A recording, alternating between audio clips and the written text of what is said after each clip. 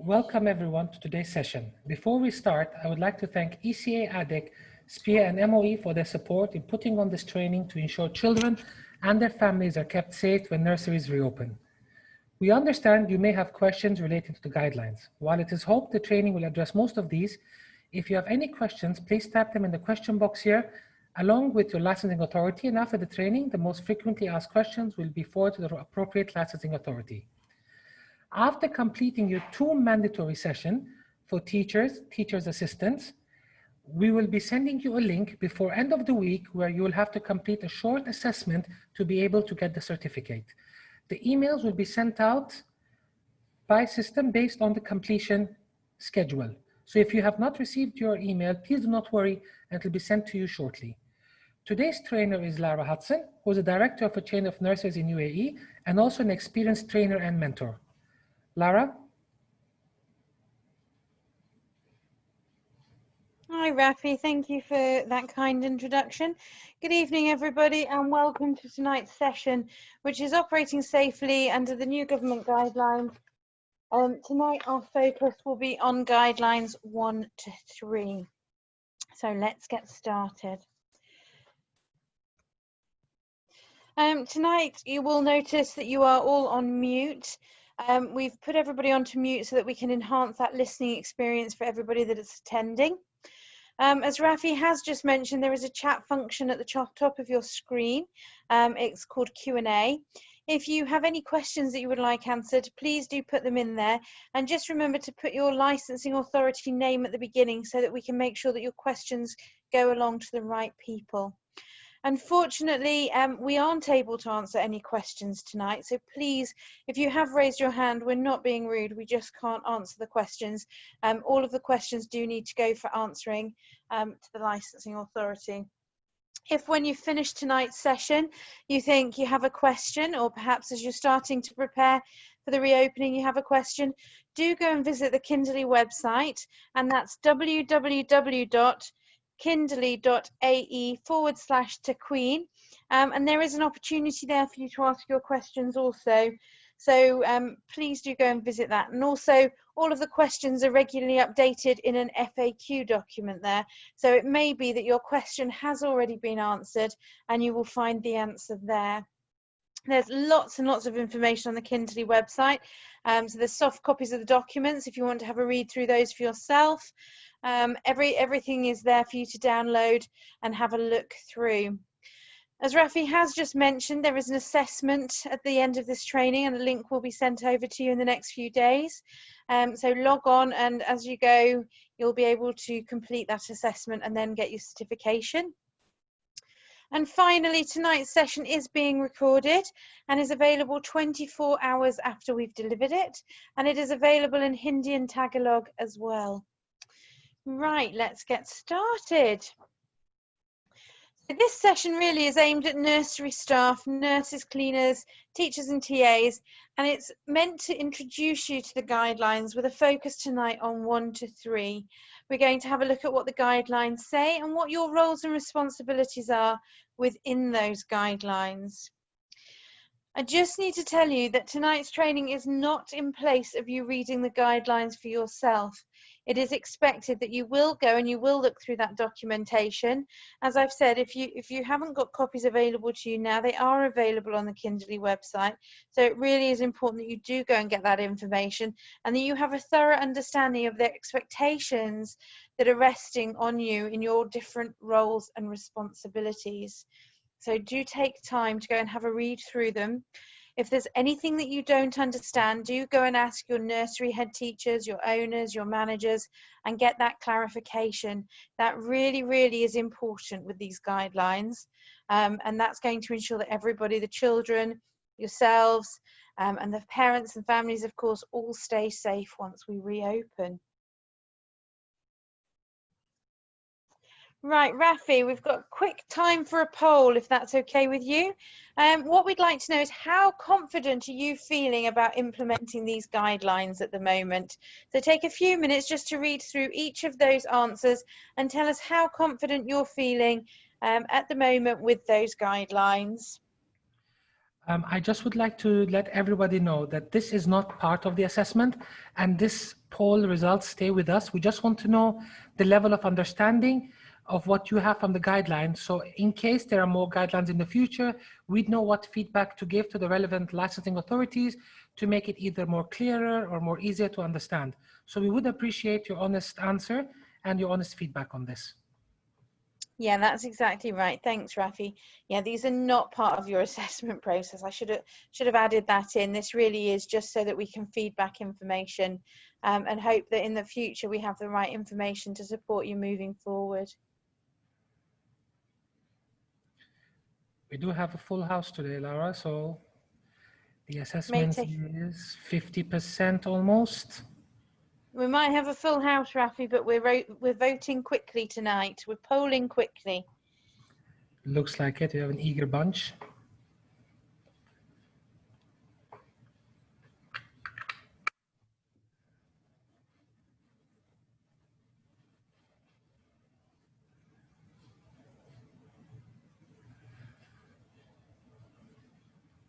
I would just like to add during the polling session that we'd like to thank all the teachers for their patience, for their hard work that they're putting in to go back to the nurseries. We know without you that none of this or the nursery sector would be successful and safe. So we'd really like to thank you, and we appreciate your attending these sessions and trying to understand them better just to make sure everybody's safe and you can continue doing the job that you love.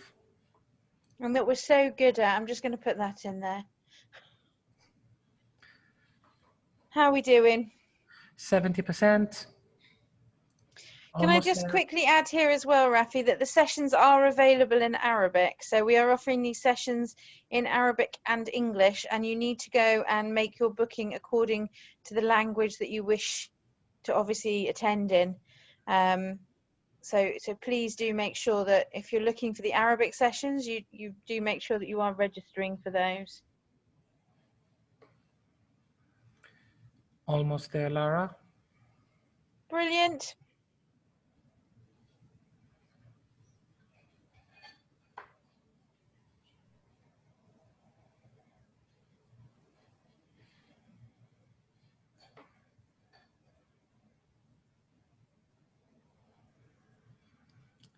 Okay. Are we there? And that is the end of our poll.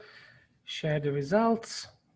Oh, it's pretty even Stevens. Look at that. So we've got people that are feeling confident, that have read the guidelines and they don't feel they need clarification. That's good, 22%. 29% who haven't read them yet, waiting for today's training session.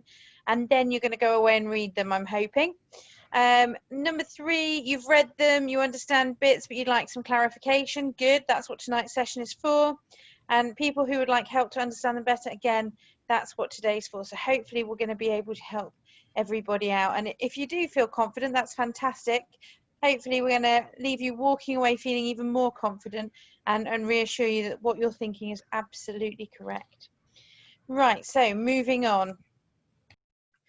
So today we're going to look at obviously your role as an early childhood professional and making sure you understand the guidelines, your roles and responsibilities.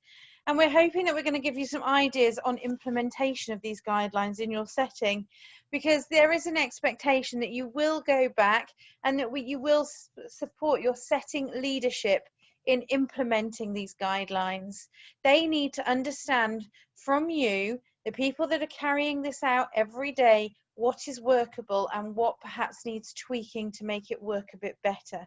So this is your chance to work as a team and make sure that you have that full overview moving forward of what will work and be successful and what may need tweaking and adjusting.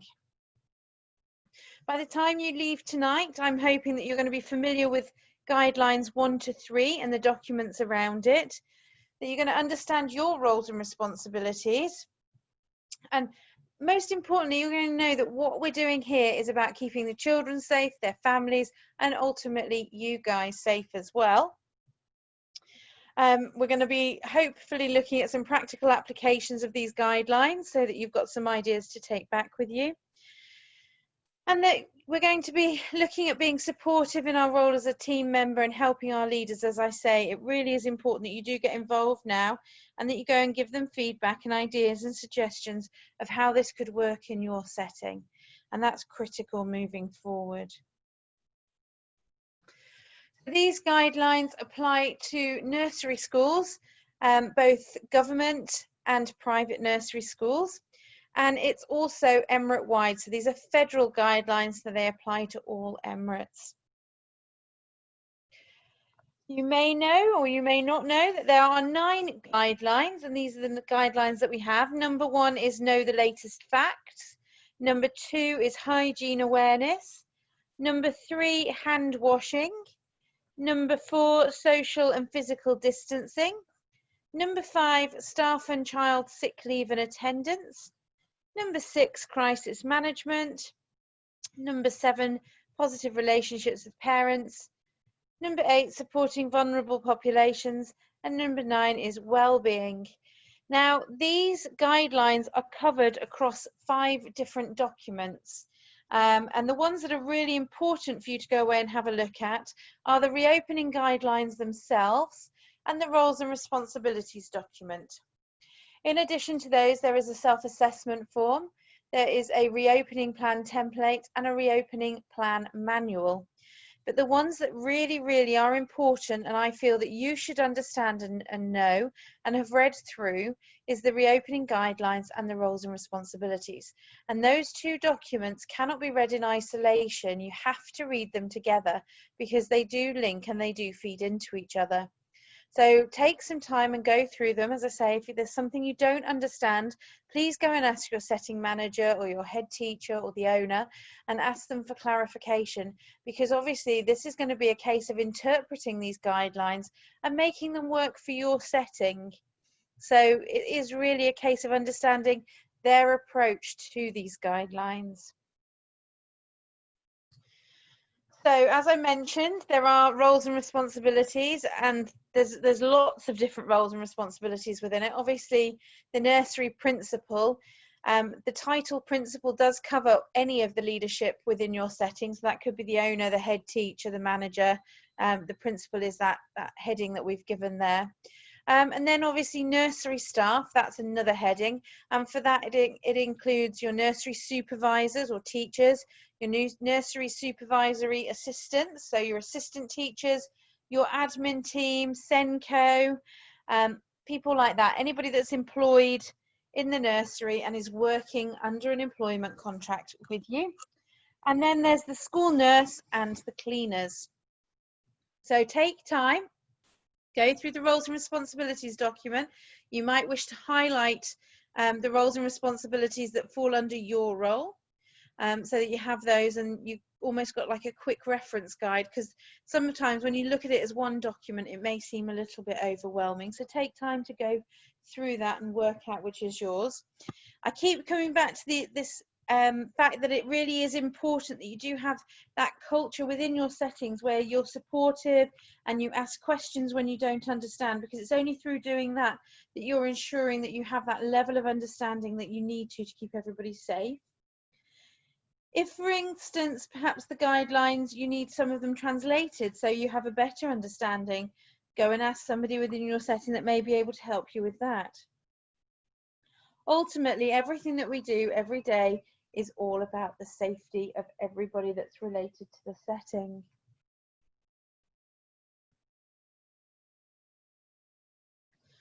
So the first area that we're going to look at is know the latest facts and guidelines number 1. So again, within the roles and responsibilities and the operating guidelines, this is a section that you will be referred to, and you do have roles and responsibilities under, and you do need to understand those guidelines specifically in relation to your role within the setting.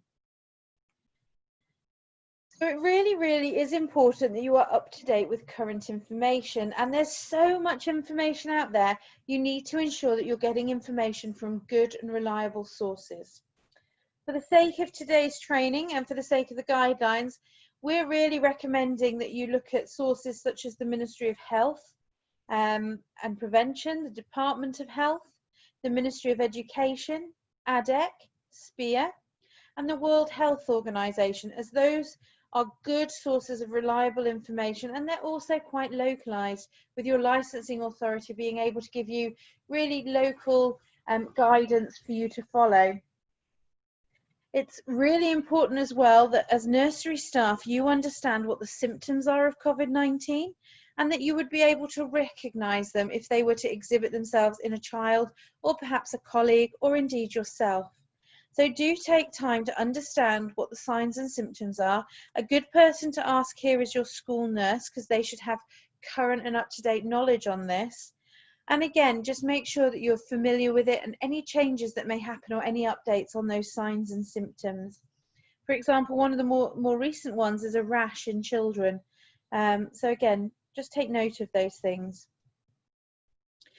And then moving forward, your principal will confirm with you how information around the latest facts will be communicated to you. Because yes, it's your responsibility to go and find information, but it's also the responsibility of your principal to ensure that you are provided with regular updates. So will they send that to you by WhatsApp? Will they email it? Do you have an app like Slack that information can be shared on? So all of that is important for you to understand. You'll also note that some of your setting policies and procedures will have been updated in line with COVID-19 and the guidelines and any information that's come in.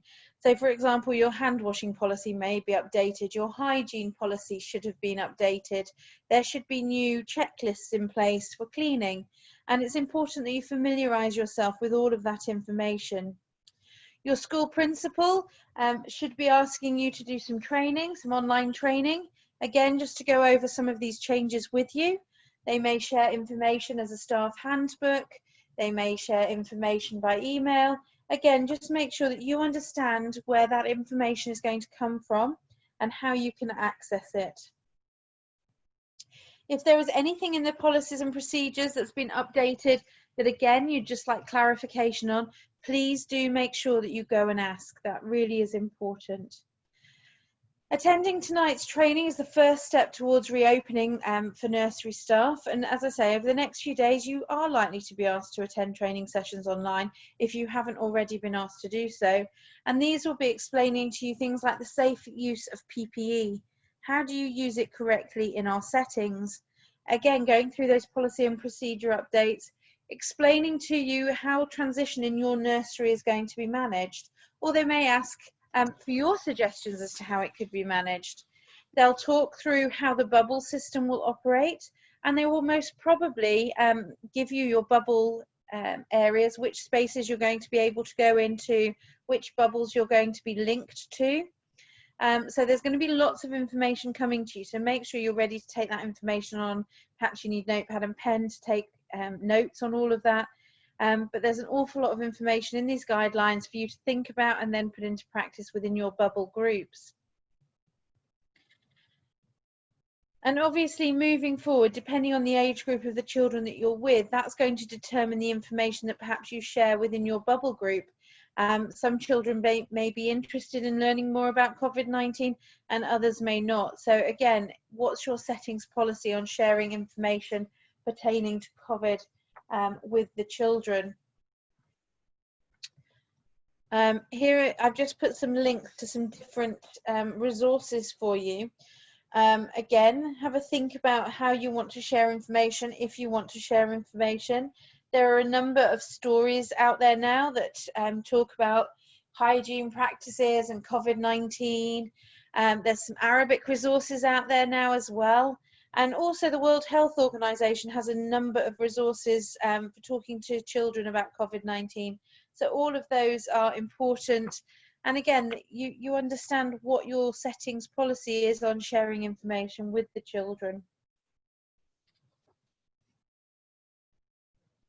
The Centre for Disease Control also has a number of important tips for sharing information on COVID-19 with children. Here is just an overview of their suggestions. They suggest that if children are interested, that when you're talking about COVID-19, you do remain calm, because children do react to obviously the things that you say and how you say it, and they do pick up cues from your conversations with them. and also with the conversations that you have around them. So be aware of what you're saying to the adults in the bubble with you. It's important at the moment that we do reassure children that they're safe, and that we tell them it's okay to feel however they're feeling at the moment, and share with them ideas for managing the way that they feel. That really is important too. Make sure that you're always available to listen and talk to the children, and let them know that whenever they have a question, they can always come to you and you will do your best to answer it. And if you don't know the answer, you will go and find out the answer. When you're using certain language, again, make sure you avoid any language that could lead to blame of others and perhaps stigmatizing others. Pay attention to what the children are seeing and hearing. Again, if you have radio or any online activities going on, make sure you're very, very conscious of the messages that are being given out. And also, at the moment, we need to make sure that we are reducing screen time. Children have spent an awful lot of time on screens during COVID-19. So as much as possible, we do need to be moving them away from screen time. And also, it's important that the information that we give is truthful and age appropriate. Talk to children, tell them the stories, make sure that the information that you give them is good information, again, from those reliable sources. That again is really, really important.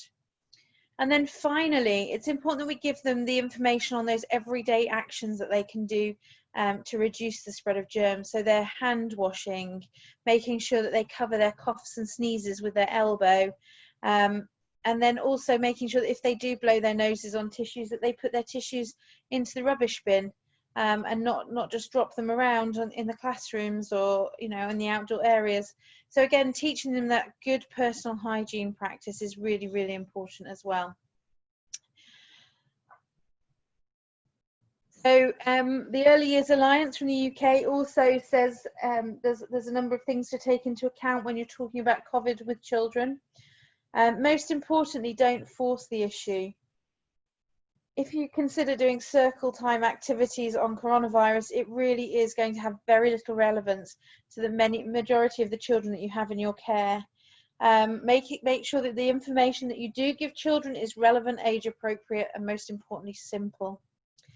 When you give children information, also give them the context to it. An example being, it's a bit like having a cold, but for some people it can make them feel really poorly. Don't just tell them something, give them that context. Always acknowledge the interest or question that a child may have. Here it really is important that you look for those teachable moments. A child's interest really is an opportunity there for them to learn. So look at ways that you could learn. And sometimes if you don't have the answers, it might be that you learn together.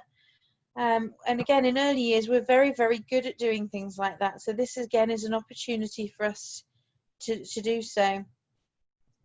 Also, don't dismiss a child's concern. Although it might seem trivial to you, some children may really be worried about certain things that they just need to share with you. For example, they perhaps heard that it's dangerous for older people if they get COVID-19, and that frightens them because then they're worried about their grandparents. So make sure you take time to listen and make sure that you don't just say it's not important and dismiss their concerns. Make sure you do address them and try and help them move forward. And finally, and this I kind of ascertained to earlier, is don't talk over the children with another adult and talk about things, because obviously they do listen and they do pick up on what's being said. And when we talk to adults, we often say things that we wouldn't say to children. But obviously if children are still in earshot, they're hearing that information, and that's not good either. Also keep in mind that some of your colleagues will also have their own questions. So your colleagues might come and approach you for information, and that's important as well, that you take time to listen to them. And make sure that everyone in your team is informed enough to be consistent and accurate in the responses that they give to children. So making sure that all of you are on the same page when it comes to the information that you're giving out, that you have that common understanding of what should be said and what shouldn't be said. Okay, so that is all of the areas for guideline number 1. Moving on to guideline number 2, the hygiene awareness. It's important here, there has been a slight change here. Previously it was that nursery staff must keep their uniforms on site and launder them on site. Now it is the case that nursery staff must launder their uniforms daily, and only the cleaner and the nurse's uniforms need to be kept on site and washed on site. However, nursery staff should also keep on site a pair of shoes that they only wear when they're at work. That really is something that's important to keep in mind, because we're looking at ways to minimize that contamination. And you should also carry with you a spare set of clothes. That's really, really important at the moment, that you are able to have a change of clothes with you. So should you get any bodily fluids, so should a child wipe their nose on you or you get vomited on, you're able to change immediately and your clothes can go straight and be washed. So that really is important. It's also important that you have PPE in place. It's important that you know that you have your masks and your face shields, and when you move to communal areas, everybody needs to wear gloves as well. So making sure that within your bubble rooms you have access to gloves, perhaps by the door so that they're easily available, and perhaps little reminder signage on the back of your classroom doors so that people know that when they're leaving your bubble rooms, they do now need to put on their gloves and they're ready to leave that room safely. To reduce mixing and cross-contamination, it will depend on the size of your staff room. You really do need to take breaks with staff from other bubbles. So if you are going to go into a staff room that has the minimum amount of room for social distancing, that's okay. If you don't have that room in a communal space like your staff room to go and take breaks with other members from your bubble, breaks really then need to be taken within your classroom. So again, just think about how that could work in your setting and how you can perhaps provide ideas to your nursery leaders on how they're going to make things work for you there.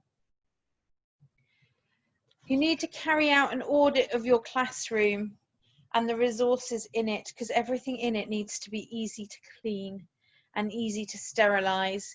And the cleaning routine will be that items will be taken once they've been used. They'll be washed in warm soapy water, and then they should be allowed to air dry before they're sanitized. And they will then be allowed to air dry again before they come back to your classrooms. So think very, very carefully about how you can perhaps put some of your toys so they're not in use, so that you have toys to rotate within your bubble. No toys and no resources can be rotated from bubble to bubble. They have to remain in your bubble and be used only by the children in your bubble. So again, think about how you can manage that so you do have new resources that you can bring out, that you can introduce perhaps in a different week, and utilize, that are easy to clean. Anything that's not easy to clean should be boxed and stored, so that it is out of the reach of the class and the children. When you're looking at your resources, factor in how easy things are to clean. So look at things like carpets, and if you keep a carpet in your classroom, they are going to need to be washed daily, kind of the wet and dry back type cleaning daily. So again, if that's not possible, think about what you could do to support that kind of area within your classroom. Again, look at any soft toys that cannot be easily washed and remove those from your room. And then we've mentioned here using throws or blankets on any furniture that you have in a classroom so that they can easily be removed and washed. Again, just something for you to consider there. You're going to have to work out a system within your rooms for the cleaning of toys, making sure that you have clear processes where toys go out for sanitization, those are unsanitized, and toys are coming back in that have been through the process and are now sanitized. One idea for you to think about is having 2 large Tupperwares outside your classroom, and label one with unsanitized and one with sanitized. You might want to color code it as well. And then you have a clear process for cleaning in place. Another suggestion here is things like laundry bags to clean Lego and other small items in, because then you can dunk them. And it holds everything together. You're looking at ways now to speed up the process for you, because you think of the kind of volume of things that you're going to have to clean every day, in addition to making sure that all of your furniture is cleaned, large furniture is all labeled. That kind of thing is going to be taking quite a lot of time, and also the children do need to remain the focus. So putting in place those little speedy methods for cleaning things is really important. Another thing for you to think about here as well is that a number of the toys that we have do have small holes, and we're going to be cleaning these items really regularly, and they're going to be filling up with water, and obviously that then can lead to mold getting stuck inside these toys. So to overcome that happening, you can actually just use your hot glue gun to fill the hole in those toys so that they don't take the water on board, and obviously then you don't have that mold risk. So again, just something else for you to think about to try and speed up your cleaning processes within your classrooms. All of your large furniture needs to be labelled. So that's your beds, high chairs, tables, chairs, all of those items will need to be labelled with a child's name. And again, when you're labelling it, make sure that you're laminating those labels so that they can easily be wiped down and sterilised. It's important that you do take into account it's one item to one child, so they have their own chair to sit at. They sit at the same place at a table every time. They use the same high chair. They have the same bed. Also within this, children will need to have their own labelled bedding if they're sleeping at the nursery. So if you're asking parents to send in bedding, make sure that that bedding is clearly labelled with their name. If you're providing bedding as a nursery, again, just make sure that that bedding is named and allocated out to one child. And obviously it goes without saying that whatever you use to label that bedding needs to be able to be washed and still stay in place. In addition to this as well, cubbies also need to be labelled. And again, there's no sharing of cubbies, and they also need to be easily cleaned. When you're preparing your parents and you're talking to the parents about the return to nursery, make sure you explain to them exactly what their child will need for one day, so that you don't have lots and lots of things filling their cubbies and it's overspilling. So be very, very clear on what the child will need each day, and that will just help you again there. When it comes to things like storing your beds, also think very carefully about making sure that the beds from one bubble don't come into contact with the beds from another bubble. Again, that's something that you do need to think about and you do need to plan for.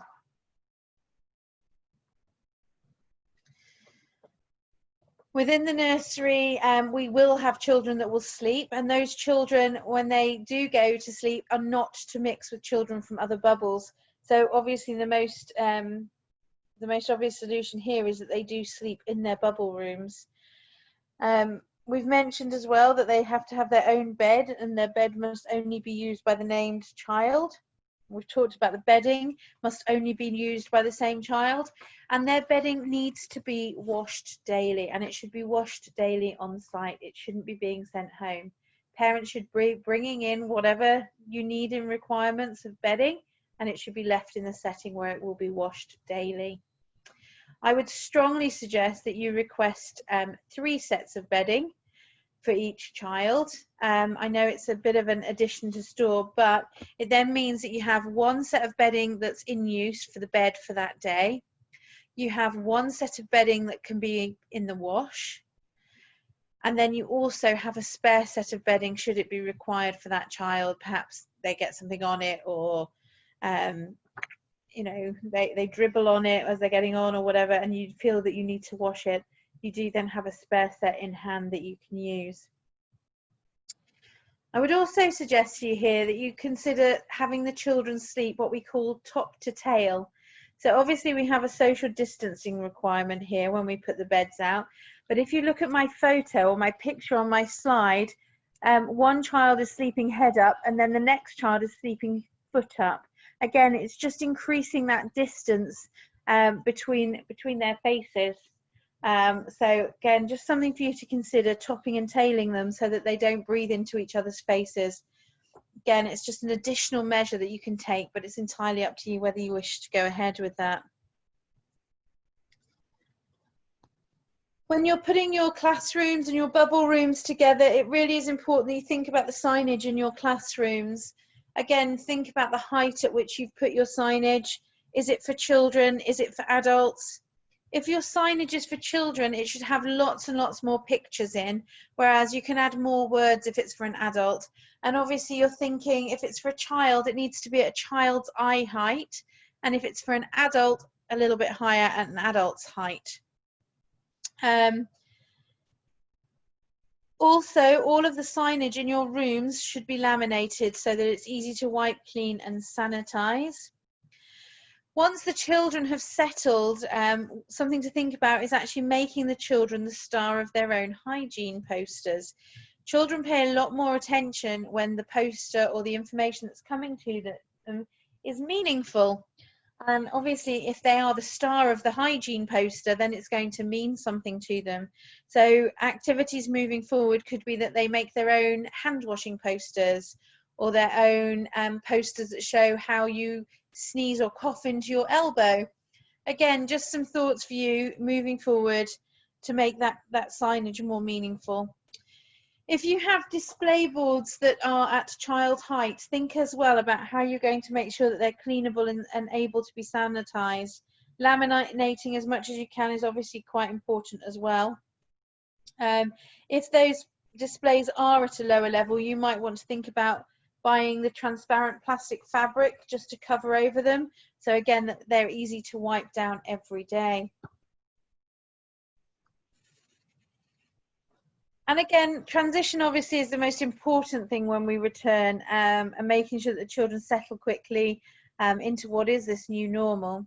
But within our day-to-day planning and lessons, we need to then start building in information on hygiene education. It's important that the information that we do give to the children isn't worrying or frightening to them, and that we just introduce certain elements into their everyday routines. So, for example, building in time for hand washing throughout our days and the routines that we have. There's obviously certain times that are really good. Children will be washing their hands on arrival. They'll be washing their hands as they change activities. They'll be washing their hands as they go into and out of different areas. So naturally, there are times that you can build those hand washing opportunities into the day. Also within your classroom, make sure that they have easy access to tissues and easy access to bins to dispose of them. And then also children, again, if it's age and stage appropriate to do so, should be introduced to hands-on hygiene learning. So things like the pepper experiment, which I'm sure many of you are familiar with. I know that was a big part of online learning, certainly at our nursery, was to do a lot of the science experiments around this. Another one to consider is doing the piece of bread, where you put hands onto pieces of bread and you show them that on their hands, even if they've washed them, there's still a little few germs. But if they don't wash them, there's substantial difference. So if you Google it, there is a bread experiment to show hand hygiene. So take a look at that as well. And there's lots and lots more opportunities out there to introduce children to hygiene. So be creative in how you do that. And then as we move on to meal times, it is important that as we set towards meal times, that children do sit in the same space every day, and that their high chairs, tables, chairs are labelled with either their name or perhaps have a photo of that child so that they are easy for them to recognise. Before a child eats, the space needs to be sanitised and cleaned. And once they've finished eating, again, it needs to be cleaned and sanitized. It's important that you explain to parents before we reopen, that they do need to bring with them a lunch box that can easily be sanitized every day, because on arrival, we will be wiping down their lunch boxes And as they come into our classrooms, we do need to have an area within the classroom that is dedicated for the storage of lunch boxes. You also need to encourage parents that if a child needs cutlery, they send cutlery in from home, because we will not be able to provide this. Also, again, if it's age and stage appropriate for children to do so, we should be encouraging them to come in to us as independently as possible, so that they can open their own tubs, and encouraging parents to ensure that they send tubs with them that they can open. Again, this really is for your older children, and that they have finger foods that they can eat as independently as possible also. Once lunch is coming out and it's starting to be served, staff do need to wear masks and gloves and disposable aprons, and they will need to wash their hands and change gloves in between different children's food. And that really, really is important. Also within the nursery, you can ask parents to send in water bottles. Classrooms should all have access to their own supply of water within their bubbles for drinking. And make sure that you request that parents send in water bottles that have a covered mouthpiece. Again, just to stop that cross-infection and cross-contamination. Make sure that within your classrooms, as I mentioned earlier, you do have that designated space to store your lunch boxes. And again, you'll have within your bubble system, you'll have staff that are allocated to do that on the child's arrival. And children do need to wash their hands before and after they've finished eating as well. And as I said to you, it really is important that we do wipe down those surfaces before and after children have eaten also. For those of you working with infants and those that are still using bottles, it really is important that you do ask the parents to provide in advance in the morning the number of bottles that that child will most likely need for the day, and obviously a spare as well. Make sure that they give you a tub of formula powder that can be left at the nursery, so it doesn't have to go backwards and forwards for you to use. And obviously you just need to remind parents when you're coming to the end of that tub of formula.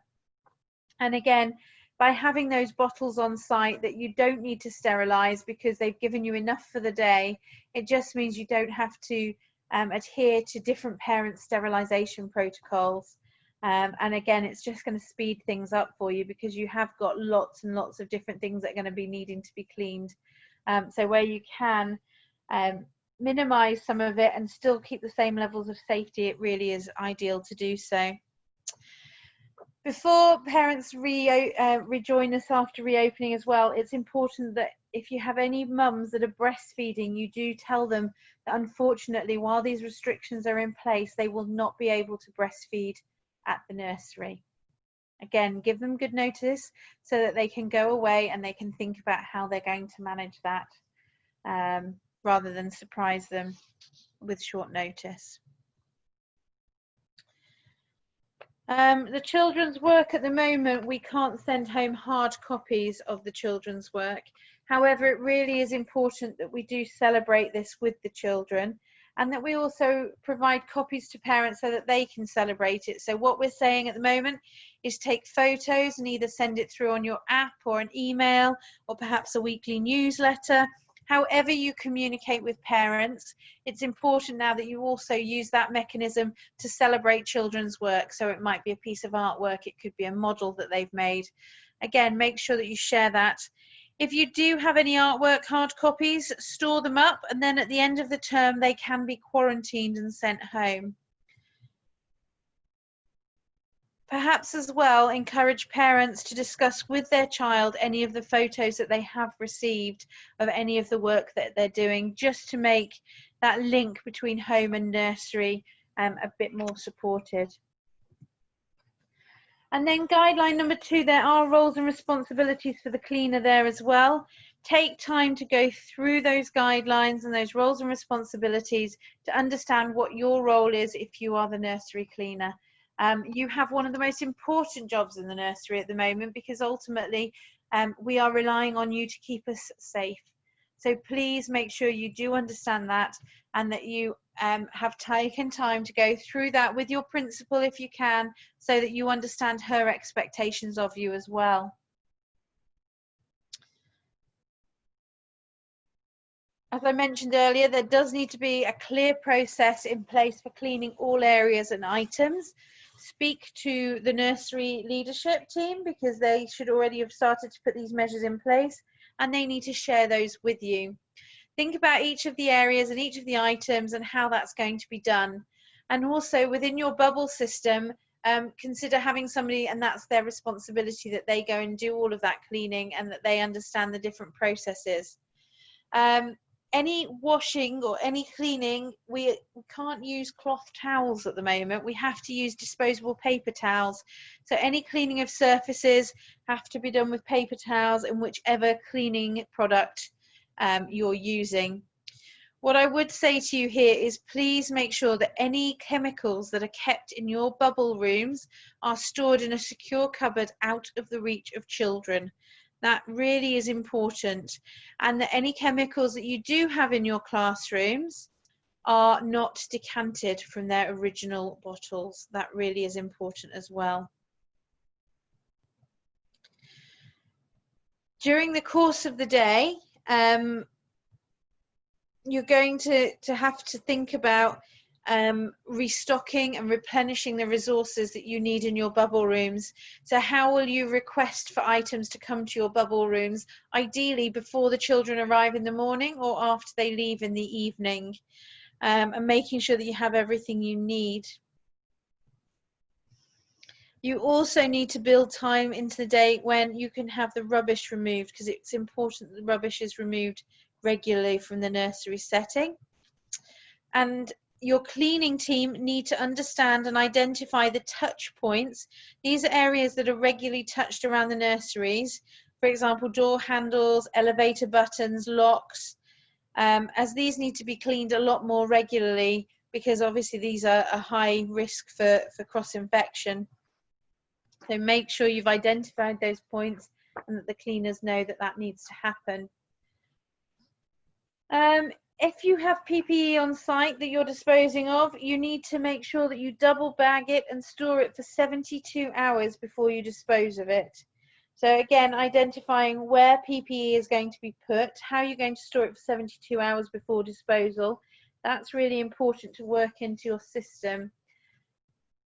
And if you have a child or a staff member that has been suspected of having COVID-19, so they have the signs and symptoms and they've gone to the isolation room, obviously then we go into a deep clean mode, and whilst doing so, disposable aprons, masks, face shields and gloves need to be worn.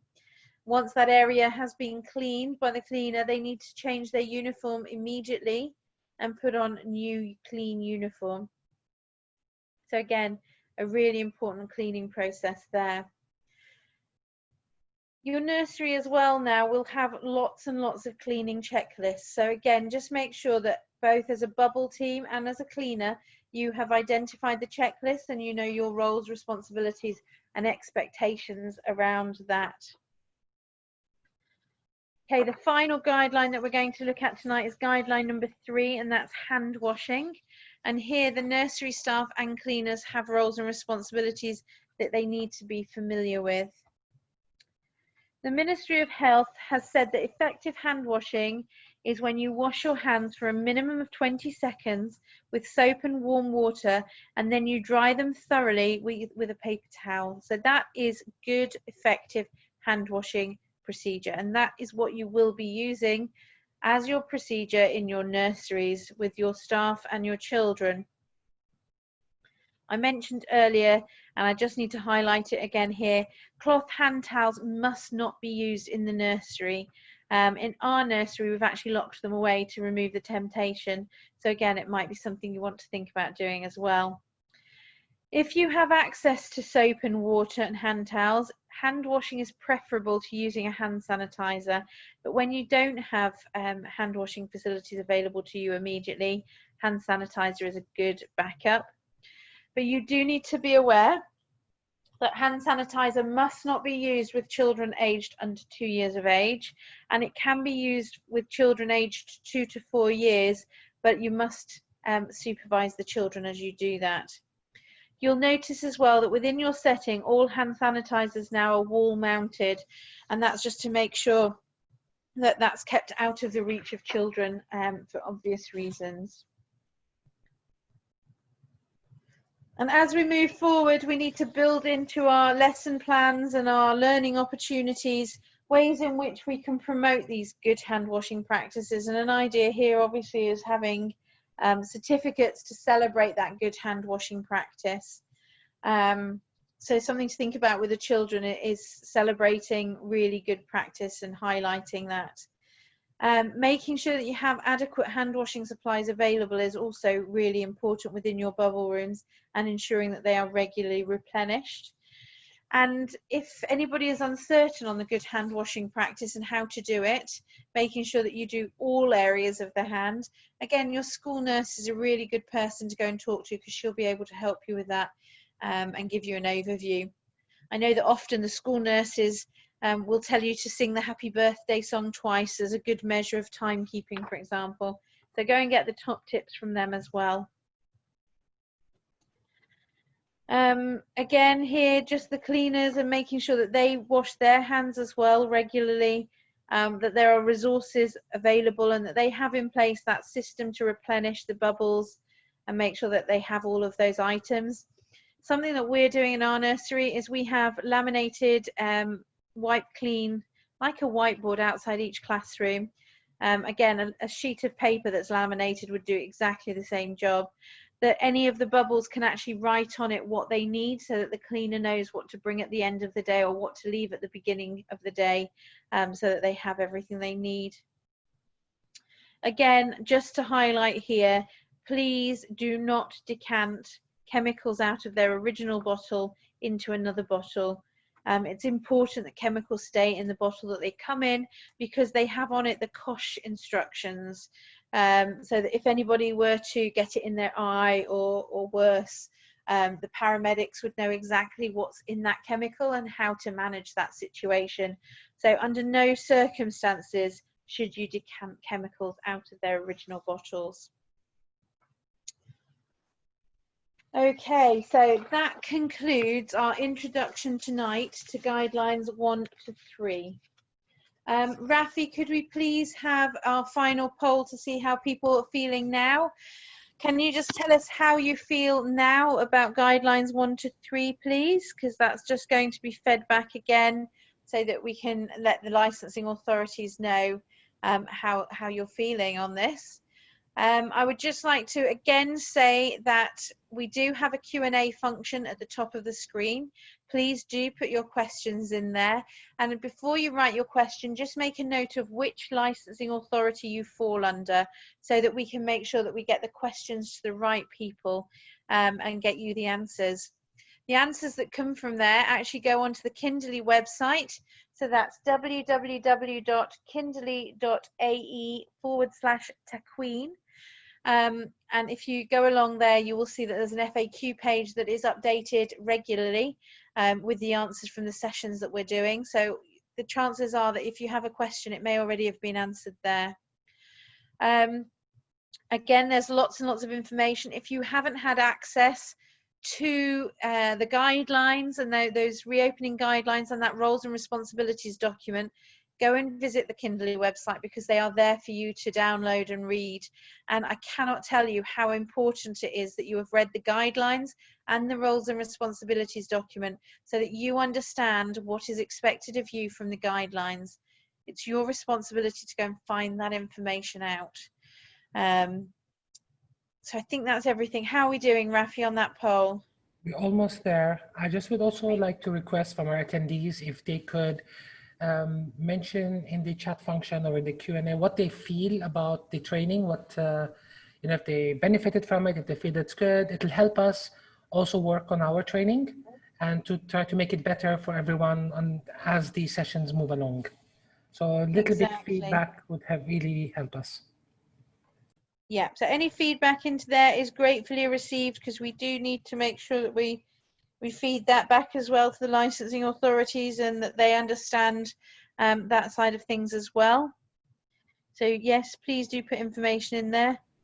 Last 30 seconds, Lara. Thanks, Rafi.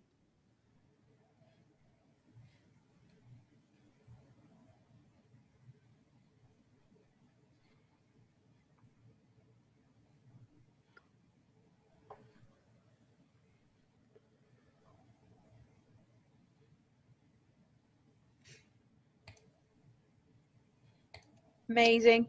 Oh, wow, 72%. Fantastic. So people are feeling a lot more confident now. Some people do need to go and read the guidelines. We've got 3% would like to go and read them. Please, please go and read them. It really is important you understand them.